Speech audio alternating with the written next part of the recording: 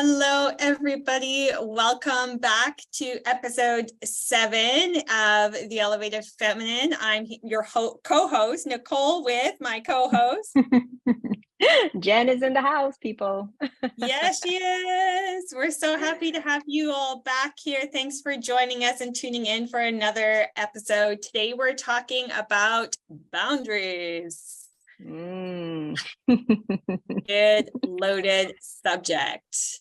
Yes. What do you say, Jen? Jen, you found a good definition. So maybe we'll start off with that. Jen and I, for those of you just tuning in for the first time, Jen and I are both health and wellness practitioners.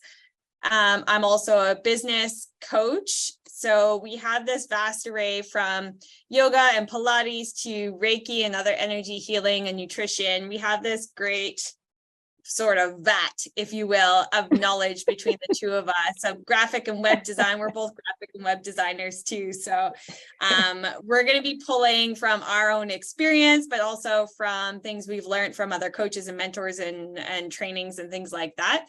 So let's start, Jen. Let's start with definition. We always have good definitions, Jen. So I love that. So take it away. Well, this is I just decided to look up the word boundary to see what the definition was. And this is what I found. A line that marks the limits of an area. And I was like, I like that. It's very clear, because when you think of a boundary, that it's a line that you do not want to necessarily cross. Another definition they gave her was a limit of a subject or sphere of activity. I was like, okay, I like it. Yeah. But yes, I always like to start with a little background as to what it means. And then of course we can then go in and add in our own sauce, our own seasonings to make it more the Caribbean flavor between the two of us. I literally just said it. That's just tuning in. Jen's in Barbados and my family's from Jamaica, so there's a bit of Caribbean blood that's working between the two of us here. Yes. So she understands when I talk about the seasonings, the flavor, the pepper sauce, the stuff that we're going to add to it to make it more, to bring it into a more universal and life affirming and in some instances determining term. Determining term. I like that. Yeah. And actually, when we decided to talk about this, I started to think about, there are boundaries in everything. They have boundaries in sport. There's a boundary line in cricket, I mean, their boundaries exist everywhere and they are there for a reason. Yes. It's almost like it's like a rule. A boundary is like a rule, if you will. Container. Yes. Yeah. Yes. You love that term. And I want you to expand on that term, container. You use it a lot.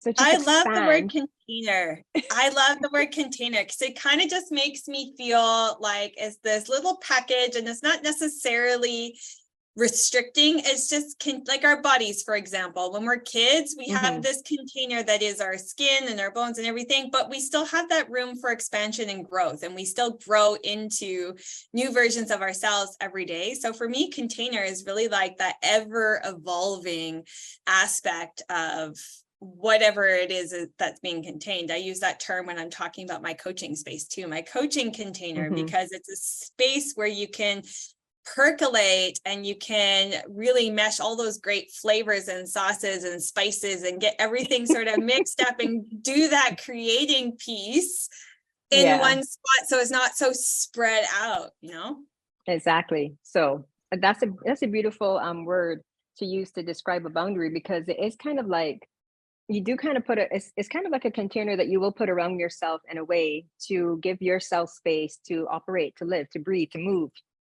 And people have to respect that, or ought to respect that container that you've created. And I shudder to think what would happen if we didn't have boundaries.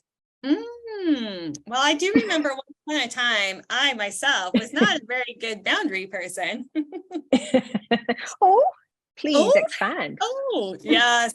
Well, boundaries for me, when it comes to the more, we'll call it etheric version of it, where it's not necessarily the physical limits like a fence or the walls of your house or that actual boundary line that you were talking about in sports or in yoga, your yoga mat is your little boundary area, right? But what about the boundaries that we create emotionally and spiritually and, mentally too, right? Like these etheric sort of metaphysical, can't see, smell, touch it, but you definitely can feel it. Yeah. So yeah, let's go into that a little bit, because I remember when I, younger self, we won't say how many decades ago, but younger version of me in another lifetime, definitely was a people pleaser, and to my own detriment. And in hindsight, obviously we can always look back. I can look back and see, oh, wow, yeah, a lot of times I did things I didn't want to do that didn't feel good for whatever reason. It's not like I broke the law and ended up in jail and did crazy stuff like that.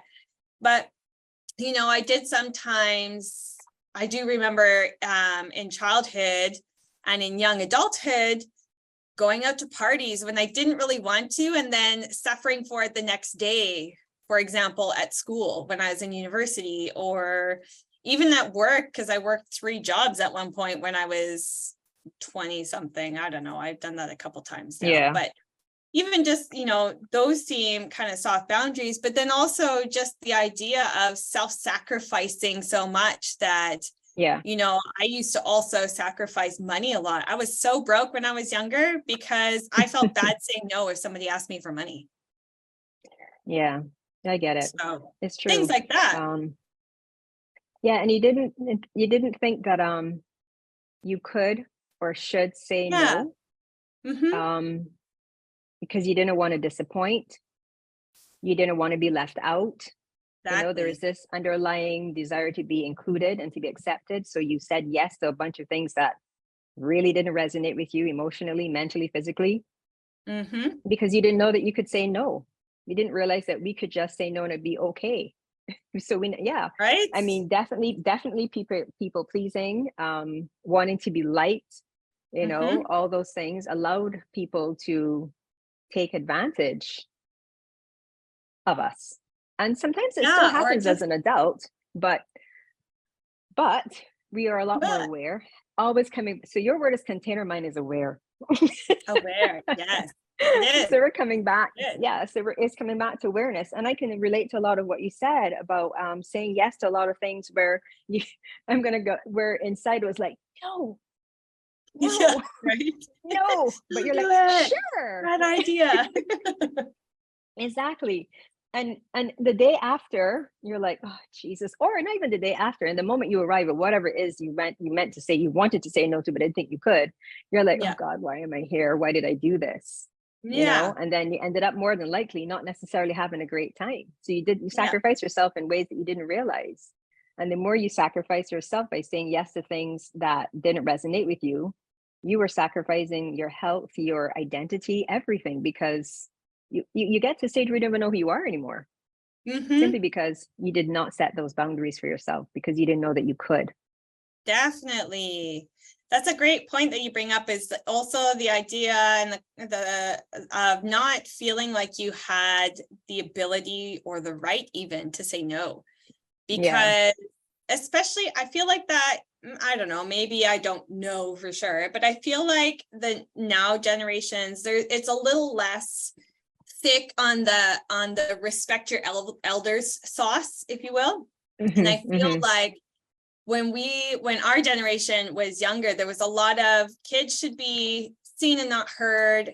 They should respect their elders, which respect in that term meant obey. And meant obedience. It wasn't necessarily respect. It was, I think that this is the best way to do it, and because I know better, you should do it. And if you don't do it, you're being disrespectful.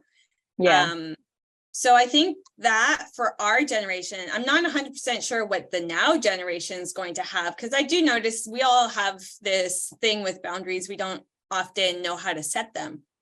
But I know for our generation, I think it's Gen Z or Gen Z. I don't know, whatever those I don't know. I don't identify with labels, but whatever those guys are, whoever we are. Just after the boomers, those blessed boomers, like our generation was Mhm. still kind of the old school mentality. And I suppose today's generation might say that even we're old school mentality too. Who knows, right? What their perspective Yeah, is. But I really it's like your true. point about not feeling like we had the right to say no. And I do believe from our generation's perspective, that does come from that respect your elders Yes.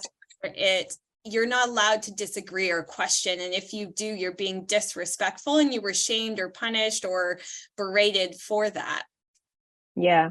And you also said something there where you mentioned that kids should be seen and not heard. And that, I think that's what you said. Yeah, I did say But, that. right. But that also got me to think about this whole self-validation thing.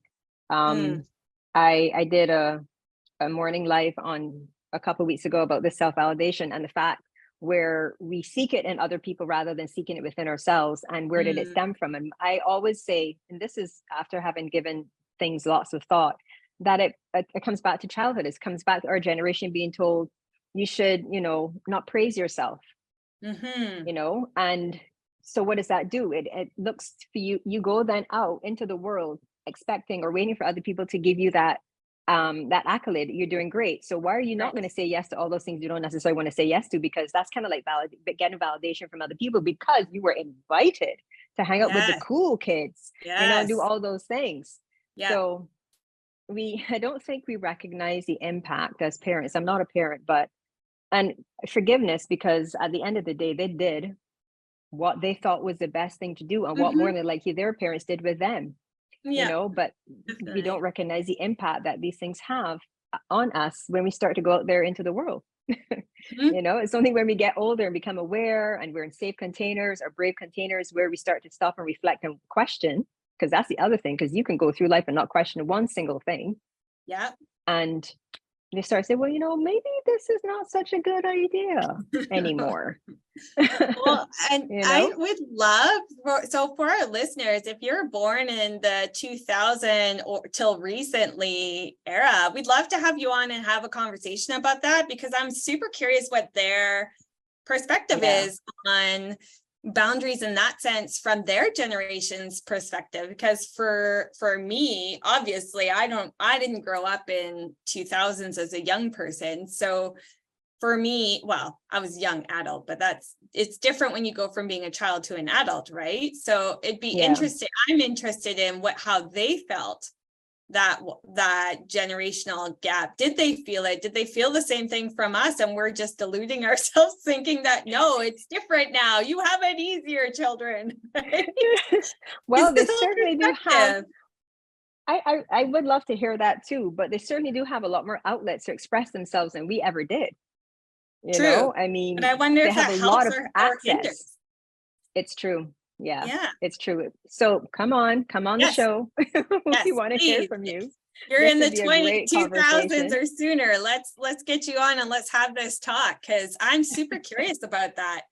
Because at the end of the day, these boundaries that we're talking about, again, yes, there's the physical bubble and the houses we live in and the cars and all that. But there's also this aspect of, like, even we were talking about it just before we jumped on, Jen, about our own personal boundaries of where we kind of limit ourselves and how Hmm. far we allow ourselves to reach, and where we feel that, there's the comfort zone factor, and that's kind of like our comfort barrier, right? And so you Yeah, don't grow unless, like you said earlier, push those boundaries. yeah, yeah. It is as important to set them as it is to push them. Woo! Tongue That twister, was a even for a native English speaker. yes, because sometimes the brain and what wants to come out does not necessarily come Yes, out at the does same not come pace. out the way. No. But Yeah, yeah, so no. I really love that, because for me, what that really means is we really have this power. And I love that, because we have the choice to choose bondage of being disappointed about not achieving our goals or not achieving much, quote unquote, much, maybe even, or being mundane or whatever we complain about. There's a million things we all complain about as humans, right? But Yeah. like, The idea is so empowering though, because if we choose not to respect our boundaries, not to push our boundaries and to discern when those are appropriate, then we're choosing to be disappointed, to have our feelings hurt, to not feel respected, and all of those things. But if we flip it, that's a choice that we're making, which means we could also choose the opposite. Yeah. Yeah. I had a thought when we were talking about well, boundaries. But with the whole play between pushing them and keeping yourself contained within them, is that maybe sometimes we say yes to these things that we don't necessarily want to do because that is a way that we are pushing and extending that boundary. True. Because I think too, it's important as we get older and stuff like that to see, I think pushing them and saying yes to some things that you wouldn't ordinarily say yes to, yes, pushes you out of your comfort zone, but it might also let you realize something about yourself you probably didn't know before. Yes. So, yes, so there's some good, to do with it. Yeah. But yeah. I like the idea in that sense too, is like, then you can't really get it wrong. There's no such thing as a mistake from that perspective then, because everything serves to, when you know what you don't want, it's so much easier to know what you do want, right? Exactly. So yeah. being able to have those choices, as much as we get into those predicaments, we're like, that was the worst decision. I should have just stayed home. There's also the point of it taught you something, either about, hey, you need some boundary setting here, you need to learn no, or maybe something else is happening there. And then sometimes too, we get there and we're like, actually, this is really cool. I'm glad that I didn't hold fast to whatever I was holding on to. So I like that idea too of, because I teach that a lot. There's no mistakes. We can't really get it wrong. We never really get it done anyway. So everything serves for our greater good one way or another. You don't like that? Well, now you know something. You're a little bit closer to knowing what you do like. Yeah. The difference is, I think, though, with the Jennifer now versus the Jennifer back then, is that I just wasn't aware. I think I was just super lost and really trying to figure out who I am, what I'm about. So I said yes to a lot of things. Like, I didn't understand that what I was feeling on the inside was the internal boundary that was trying to set for me. I didn't understand that's what was happening. But I recognize that now, that when the first response to something is like resistance, I may not necessarily put up a wall and a boundary, but I may be like, well, why am I responding like this? So powerful. Yeah, I love that. That awareness piece. I love that. Coming back to being aware of the container that you're in, and is it the container of comfort or is it the container of growth? And because the growth means that you might be stepping in and out and maybe doing the seesaw thing, in and out of boundary, not boundary, boundary, not boundary, and kind of seeing where you lie. But again, the only way you find out where your boundaries are is if you push them. And if you blast past them, or if you allow your boundary to be blast past by someone else, that's the only way you know where your boundaries lie. Yeah. Well, listeners, we're going to take a quick break here and come back and talk a lot more about boundaries. Because as you know, Nicole and I, we love to talk and we have a lot more to say. We have a lot more to say about boundaries. So we'll be back in a few moments. Sounds good.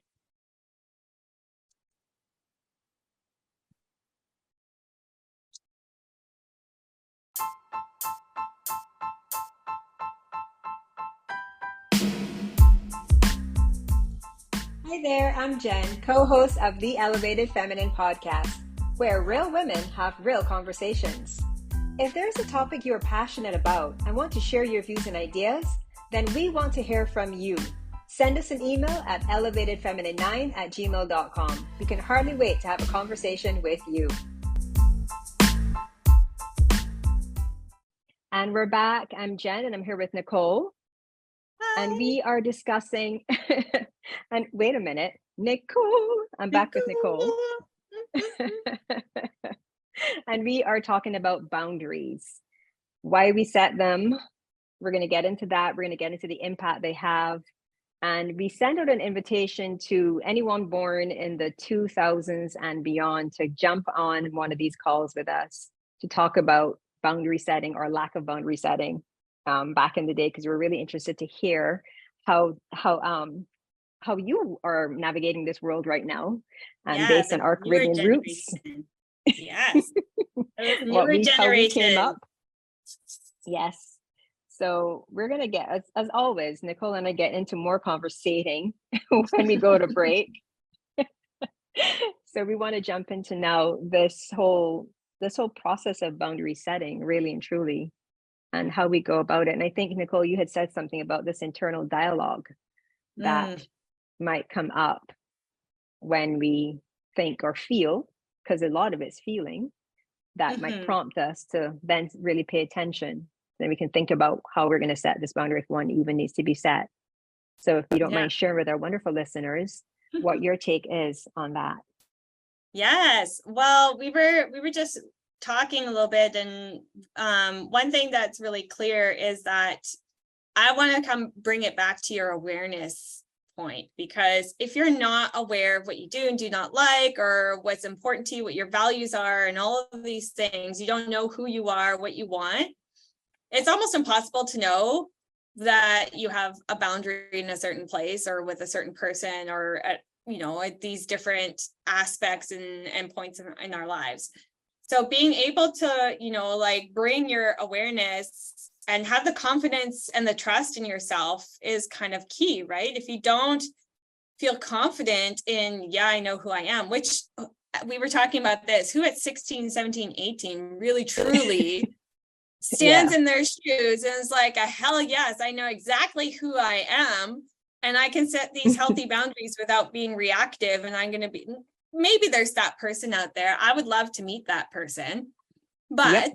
But quite frankly, at 16, 17, 18, sometimes 40, 42, 45, we still are, we won't go into our ages, but it's a couple decades. But like, even still, we're like, oh, I didn't realize I had that boundary, right? So it's that being able to be aware in the internal dialogue of I'm feeling XYZ thing because that happened, or that was said, or I didn't do or did do this. Being able to have that conversation with yourself and be able to discern, am I being reactive? Am I reacting to something and blaming someone for how I feel? Mm-hmm. Or is it an area that I need to explore more and discover more and learn more about myself? Because most of the time when boundaries are crossed, it has nothing to do with the other person. In fact, I would venture to say it never has anything to do with the other person, even if they're being horrible.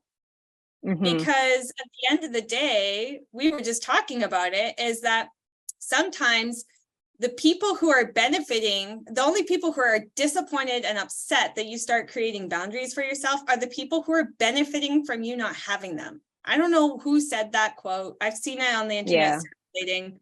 It really struck a chord with me, because they're not bad people. It's just, let's just face it, as human nature is we want what's best for ourselves. And we should. I mean, survival, right? If we weren't looking out for ourselves, we'd let ourselves starve. We would be living on the streets. We wouldn't care Exactly. about doing any. So it's important biologically and survival needs and stuff. But anyways, I just think it's really important, the awareness piece, but also more specifically, the self-awareness piece, where you can learn to discern what's yours and mine, and have that internal conversation without necessarily having to bring other people into the mix. Sometimes, yeah, it's a good idea, but you don't always need the other person. Sometimes it's not worth it.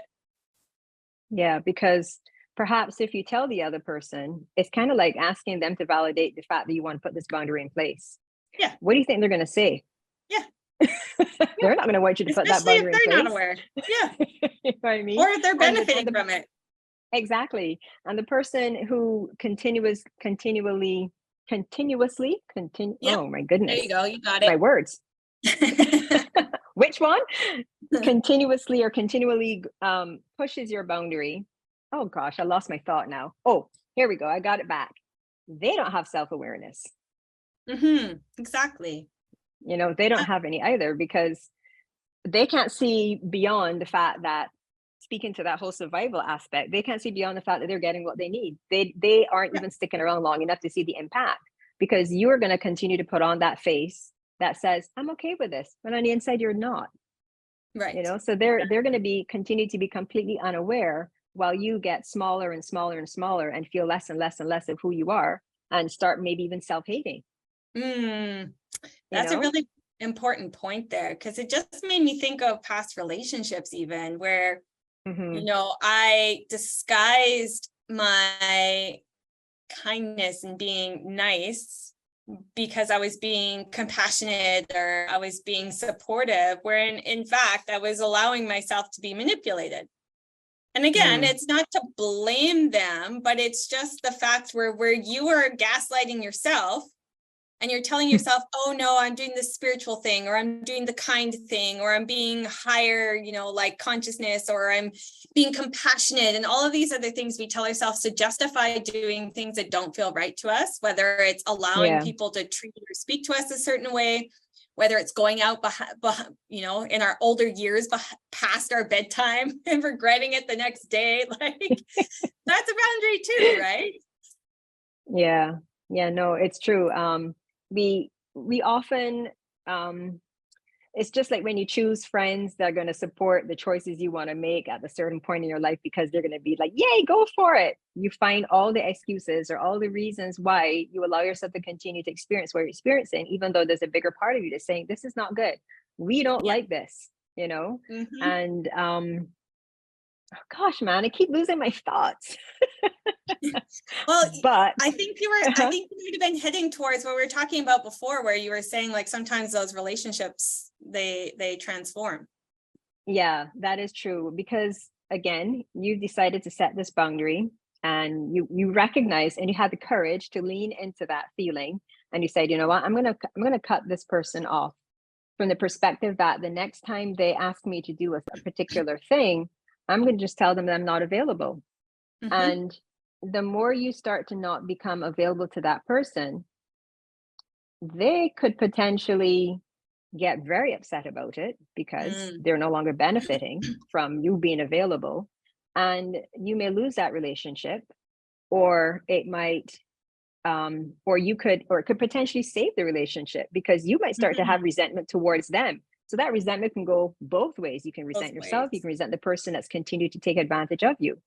So it is risky, but I Mm. think if, and this is probably me being really, I don't know what the word is to describe it. Maybe I'm being unrealistic, I don't know, but if, and I'm not saying that this is easy, but if you set a boundary and it results in that relationship ending, if you can give yourself enough space and time, you will probably recognize that maybe it was worth losing. Because Mm. if someone doesn't wants to continue to, and you've taken the point, this is to speak to your point, Nicole, they pushed back when you set the boundary Yeah. and you explained to them, because you can put a boundary in place and don't have to justify it, but if they Right. pushed back, y'all were close enough that they said, hey, I'm going to use Nicole and myself as an example. Hey, Nicole, I noticed that I haven't really been hearing from you. What's up? And Nicole decides and explains to me, well, Jen, I find that I only hear from you when you want A, B, C, D, and E. And I just couldn't be available for that anymore. It's just not making me feel good. Then you can decide, well, do you value Nicole as a friend versus what you're getting from her? Because there's a difference, Mm-hmm. or do you care about the impact that it's having on her? Or you only Mm-hmm. care about how you are benefiting. So that's going to be the catalyst for whether that relationship dissolves, or it brings you now to aware, oh shit, well maybe that's our first bleep, yay. Yay. You might be you might be aware, you might now become aware that, oh crap, I didn't realize I was doing this to her. And that might make you hopefully take a step back and realize where else you might have been being that way in your life. So Mm. And why you're um expecting someone else to fulfill something that you should be doing exactly, yourself, right? I yes, really most love that likely, yeah. point. Yeah, I really love that point. And I love how you were touching on relationships dissolving, because I think that's a big piece why a lot of us are afraid to set boundaries, because part Yeah, of us, especially as women, we're told from a young age that girls should be nice. We should play nice, don't talk back. When a well, boy is sugar and mean to spice. you, yeah, right. And honestly, we're of the generation, I hope that people aren't still saying it, but we're definitely from the generation where if a boy pulled your hair or like spit on you or pinched you or was doing like all this rude, mean, obnoxious stuff, we were told, oh, that's because he likes you. And like, so right from childhood, we're told that we should, even though that doesn't feel good, we should just ignore how we feel and do it anyways, because it's okay for people to do that. And then we go Yeah. into this. No wonder so many of us end up with mental health issues, because then we're conflicted, and that's where anxiety comes from, because then we start abandoning ourselves because we're taught that that's what we're expected to do in the efforts of being nice. And a mentor of mine actually once made the distinction. I think it was information passed down the line from her mentor, but it was still really profound for me. The distinction between being nice and being kind. Being nice is something that other people put on you and describe you as because you're pleasing to them. Whereas being kind is an internal choice that you make, which doesn't necessarily mean you're pleasing people, but you're still being loving and respectful towards other people. And I really, really love that, because then it's like, okay, I feel violated in some way, whether I violated my own boundary or I feel like someone else is violating mine. And then you get the choice to either be nice about it and go, oh, okay, all right, and be mousy and walk away, or let it keep happening and keep interacting in that same way. Or you get to say, actually, I love myself enough. I know myself, again, the awareness piece that you were talking about. I know myself enough that I know that that's not good for me. And so I'm going to choose to say, hey, no way, no, thank you. Obviously, we're not going to be jerks about it. There is a way, which we'll get into the next segment on how to actually set those boundaries. But being able to say, this is a boundary, this is what, this is what the outline of that boundary is, whether you're saying it to yourself, sometimes you need to express it to another. And then leaving the ball in their court. If they decide to appreciate, accept, and love and honor it, that's great. And if not, that's okay too, because they also had the choice to do that. But that means you get to choose to, like you said, dissolve and walk away. So I love that. Yeah, no, we do. I think the more we become aware and conscious of how we're living and moving through our life and trying to act, have our actions, thoughts, and deeds and everything aligned to where we want to go, you don't take that journey without recognizing that you're going to lose some people along the way. It's inevitable, and that doesn't mean you might necessarily lose them forever, because at some point they might too end up on that journey and you might cross paths again. But for now, it's not serving me to allow you to continue, for me to allow you to take advantage of me, because at the end of the day, no one can actually do anything to you that you do not allow. So that's a hard pill to swallow, because it's really nice to blame other people for stuff that's happening to you, but they shouldn't do it unless you said, okay, I don't know who said this, but you teach people how to treat you, so if you well, and I like really Go ahead. Sorry. I was just gonna say, the thing I like most about that is a shift in perspective of okay, so we're going to choose to part ways, and it might feel like a loss. We might grieve the ending of that relationship, whether it's a breakup, whether it's friends separating, whether it's, dissociating from family. Sometimes those ties and those bonds feel really strong. And so it does feel really hard to break them. But a shift in perspective that I really appreciated from another mentor is that if you think less of loss and more of the perspective of, we're not serving each other, because right now, by letting you violate my boundaries means that you're kind of using me to soothe yourself, and you're not learning how to do that for yourself. And if I keep letting you do that, you're not helping yourself, as well as it's not helping me, obviously. But I love that mutuality perspective of it that you're kind of hinting to there. So yeah, it's good. But yeah, those violation is awareness. Second favorite word, awareness. Your favorite word, awareness, is learning.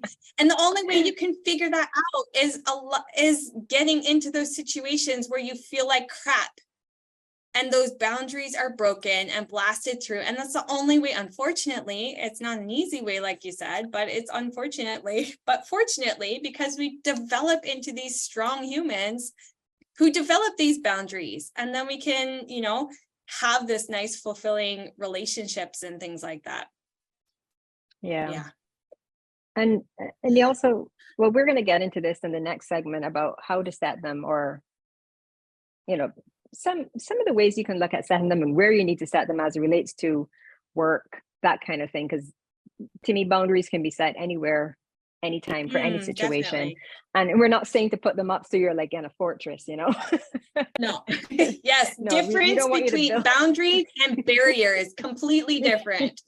Yeah. Completely. So just so we're clear, we're not saying to like completely encapsulate yourself into these boundaries where you're become like a complete introvert. Not that there's anything wrong being introverted, but we still want to live. Yeah, okay, so we're gonna Get out. we're gonna take a quick we're gonna take another quick break here, and when we come back, we're going to wrap up with how to set these boundaries, or how to recognize when you might need to set these boundaries. And yeah, I'm looking forward to the next segment. So we'll be back soon, listeners. Solution.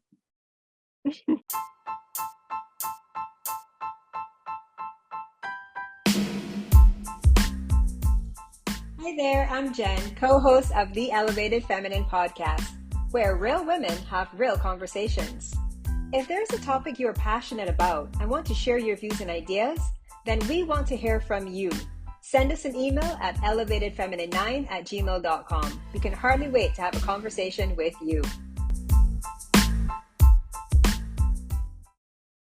And welcome back, listeners. We are here, the Elevated Feminine podcast, with your co-hosts Nicole and Jen. And we are here talking about boundaries. And so we've been talking about what a boundary is and why it's important, and how you know if you violated it or if it's been violated, and why all of that matters. So we want to transition now to talking about, great, we have all that information now. What do we do with it? How do we know when to set a boundary? How do we know how to set a boundary? And what does that actually mean in our lives? Because we made the distinction that a boundary is not a fortress. It's not blocking people out. It's not reclusing ourselves like hermits in the mountains. It's not about keeping people out. It's about respecting what is important and valuable to us, and just loving ourselves in a way that means that we have that confidence and that respect of self and others. So we're going to talk now. We want to bring, so Jen and I, if you've been listening to us for a while, you've heard us say before, we're all about talking about problems and challenges and all that stuff, but we never want to just talk about that without factoring in our solutions. So we're here to talk about the solution to boundary setting. Yeah. Big topic. Yeah. And I think one of the first things, and I believe we said this already, but I guess in the essence, or in the effort to be succinct, is to notice how, when you find yourself in a situation, notice how it makes you feel. So have that awareness of how it makes you feel, and also notice the frequency within which you find yourself experiencing those same feelings. That, to me, is a key indicator to examine the feelings and potentially placing a boundary. To protect yourself and the other person from a negative response. Yeah. That's and what like, I think. Yeah. What a precious gift too, to just be able to understand and put a word and identify and be seen by self when you acknowledge how you're feeling. There's the embodiment practice that I really love, is not just naming a feeling, but where do you feel it in your body? And especially if it's a big emotion that you can't just, like that you feel that impulse to react from, like if something happens and it makes you angry or frustrated, and we get all of this energy momentum where we want to lash out. Sometimes lashing out is still even just internal. Depression is a form of your body rebelling and lashing out against doing too much of the things that, don't take care of self, right? In essence, I mean, that's super simplistic, but in essence, it does come down to that, right? So I love that piece of really stopping and paying attention to emotions, but also just noticing, where do you feel in the body? How does it feel? What does it mean? What are you making it mean about yourself too, is another kind of key point. Is, okay, I feel, my feelings feel hurt. What? Well, okay, so I feel offended. Great, that's okay. We all feel offended. People offend me all the time. I probably offend people all the time. That's great. Can't be avoided. But is it something that we need to react to? Probably not, because if we do a little bit of digging, we'll find out probably that, oh, actually, that person said something in a certain tone that I translated to mean that they're mad at me and I didn't do anything. And so I don't think they should be mad at me. And that's why I'm feeling reactive, right? Yeah. So awareness is the first key, how it feels. And as Nicole said, where it lands in your body, that's important. And what would be another situation is, well, I think every interaction you have with a person is a relationship. And you can set boundaries at work as well by, for example, say you have a 9 to 5 and your boss always expects you or asks you to work late one evening. And you're like, okay, no problem. But then they ask you to work late 2 and 3 and 4, like almost every day of the week. Now, this is probably why I work for myself, but I honestly don't believe that. And again, this might be a very simplistic perspective, but I honestly feel that if you have a job which requires you to work late every single evening, it's too much work for one person. And I always came from the perspective that if I needed to work, that if I've done everything I needed to do or everything that I could do in that day between the 9 and the 5, I don't see the reason for me to work late. I also believe that if I have to work late, sometimes that's okay. But when the boss starts to put these expectations on you because you gave them that space to, to make it, oh gosh, I'm not getting my words today, to accommodate, and you keep doing it, or they keep asking you to do it and you keep allowing it, you got to set a boundary because they're going to expect it all of the time. And when you really need to have that boundary set and stand firm to it, you can't. You don't feel that you can. Yes. It takes us back to what Nicole and I were first talking about. You don't feel that you can tell your boss no because of the ramifications. I could get fired. So it's to try to, as best you can, to hold firm and let it be clear boundary that I will work late maybe once a week, but I'm not doing it every flipping day of the week. Yeah. Right. Well, and that comes back to what we were talking about, having, like those weaker or more porous boundaries, if you will, where it's kind of like you might have even identified that that's not something that's appropriate for you in one way, shape, or form. Maybe you don't have the energy for it, you have the time for it, you don't even have the will to do it, like financial, whatever it is. In this example of your boss at work, there's other things to do than with your time than to just work endlessly for Joe Schmo, right? I mean, I don't know, maybe some people like that, and that's cool. That's cool for them. That's just not my jam. And that's also why I work for myself as well. And why I teach people how to work for themselves and thrive at that. Because there's, like when you have a hard time saying no to others, then you start to become overburdened, but then comes back to that piece of resentment that you were talking about, right? So, and then the opposite end of the spectrum is those rigid boundaries that distinction that we made, that we're not creating this fortress around ourselves and blocking people out. So boundary setting is really actually finding somewhere in the middle where you're not so porous that things just kind of like float through and everything gets to, because there's also the emotional boundaries too. The idea of thinking, oh, okay, well, I have this personal accountability for how I feel. And yes, people can do and say hurtful things, but that doesn't mean that they're being hurtful. And being able to have that boundary of being like, okay, they're allowed to be and respond and be without me controlling them. I may not agree with how they're behaving, doesn't justify it, but being able to have a boundary in that point and be like, okay, well, you're allowed to do that.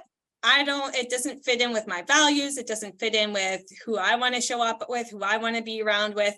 So I love you. I bless you, but I'm gonna go now, because that's not jiving with me in this way or that. And so being able to identify that is huge, right? It's being able to say, no, thank you, bye-bye. I'm going to go in this direction, sometimes literally physically, or just, emotionally or mentally, right? So I truly agree with you that first layer is being able to identify the emotions and then to process it, and being able to give yourself permission and the confidence to say a no, Yeah. And then it comes And back to being kind versus nice, right? yeah, that was a good distinction between the two. I never actually thought about the differences between the two. But yeah, nice does feel like something that's being imposed, and kindness is Mm, something that comes from the inside out. mm, I was going to add to our tips. Once you discern the feeling that whatever's being asked of you, or whatever, how it feels, the emotion, how do you can emote it, where it's coming from, and sift it through. And I think you spoke to this, Nicole, or maybe it was me. I don't even know anymore, because we're like becoming one voice. um, Sift it through what's important to you, your values, what's important to you as a person. And yes, being confident, because if this is something, if you came from a people pleasing perspective, if you came up with that, if you grew up with that ideology of being a people pleaser, but you're starting to transition into becoming more self-aware, it's going to be difficult sometimes for you to assert yourself with the boundary setting. So once you've identified the feeling, you recognize who you need to place that boundary with, and then having the confidence to stand firm, regardless of the pushback that you more than likely will get. Because this is more than likely, this new version of you, if you want to call it a new version, is Especially in not the the person beginning. that they were. Pardon? Especially in the beginning. Sorry, I was just affirming. I was like, yes, especially in the beginning when you first start this work. Yeah, they're not used to you being this way. So inevitably, there's going to be some sort of pushback. Some people, like we said before, will like it, they won't. But you have to stand firm. And I like to term it, it's like a radical act of self-care. Think of it Yes. that way. You're doing whatever you need to do to keep yourself on the path for your future. Hmm. You can't always hold space for how your actions are going to impact people when you are doing these things for yourself. It's not easy. So when you decide to set boundaries, whether it's your mom, your sister, your partner, your colleague, whoever it is, Mm-hmm. it's nothing to do lightly. It's something to really stop and contemplate. So yeah. Be aware, identify what type of boundary needs to be placed. Maybe it's something as simple as turning your phone off when you're at lunch, Yes, or when you're right? on vacation, Mm-hmm. just turn it off. Totally. And I like the idea, the idea of not the idea, sorry, the way that you explain, just being firm, because firm is not, I think sometimes some people might take firm. So I just want to create a bit of clarity around this, but for me, firm is a positive word, but I do notice that sometimes people think firm means being aggressive or being Yeah. overly defensive. So I just wanted to make that distinction, because for me, firm just means it's rooted, it's grounded, Yeah, and exactly. it's not being taken away with the wind of the emotions of what's around you or even within you, right? But so, but the thing is that firm doesn't mean that we're being aggressive and getting angry and yelling at people and, being right. Is we might not even be right in the grand scheme of things, whatever the heck that means, but we're doing what's right for us in that moment, right? And we're doing, it doesn't have anything to do with anybody else. And that firm foundation that you're talking about, just for clarity, is being able to be loving and kind to self first, because then you can project that outwards. And while somebody's spinning out because they don't like your boundary, you can just hold space and just say, it's okay that you're doing that, but that means that I'm making a choice to go the other way, and so that firmness that you're talking about, I just wanted to make sure it's clear to everybody. It's not being aggressive, it's not being angry, because that's reactive energy, right?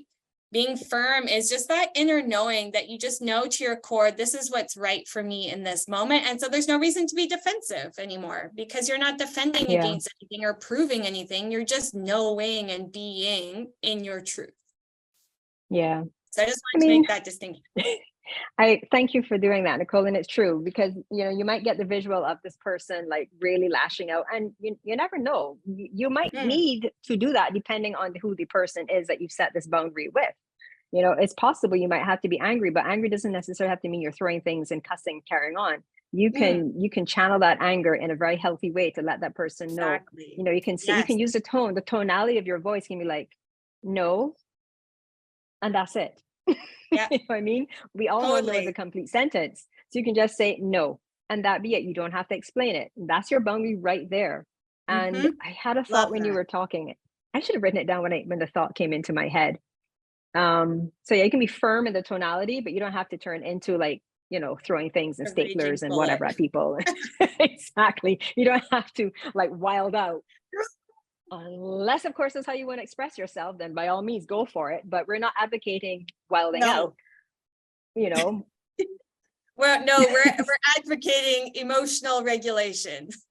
Yeah, we there feel you the go. feelings, but we don't necessarily need to act them out so that everybody knows what we're doing in our minds and what's going on internally.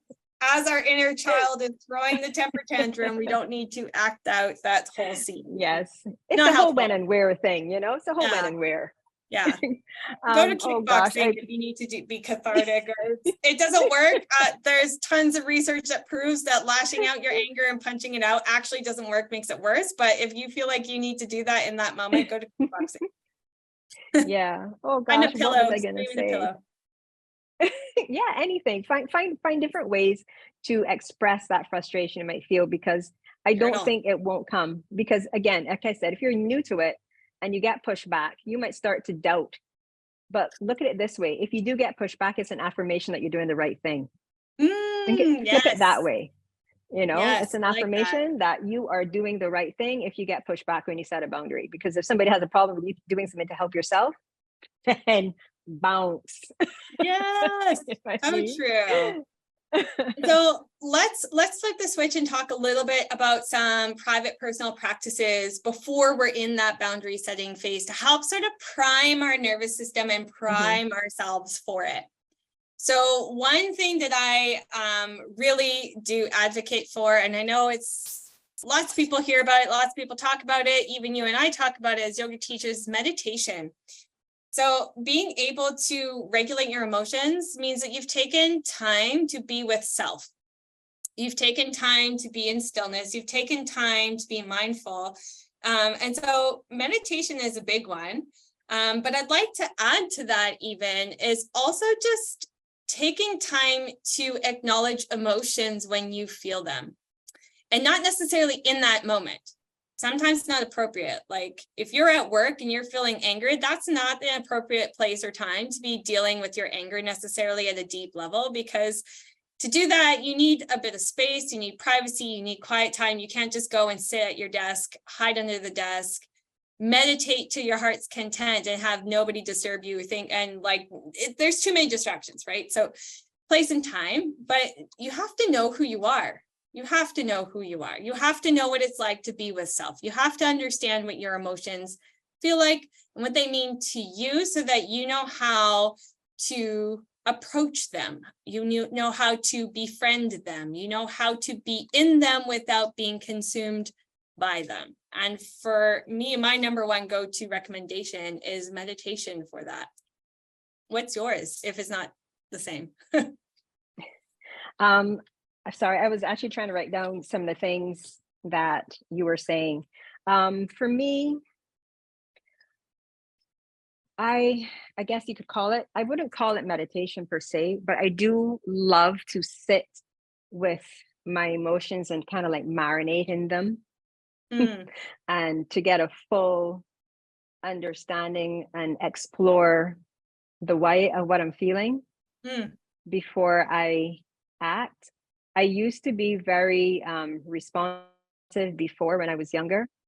And I guess the more I started to really get deeply into yoga and its practices and meditation and the introspection, I I'm able to self-regulate a lot more and not respond right away.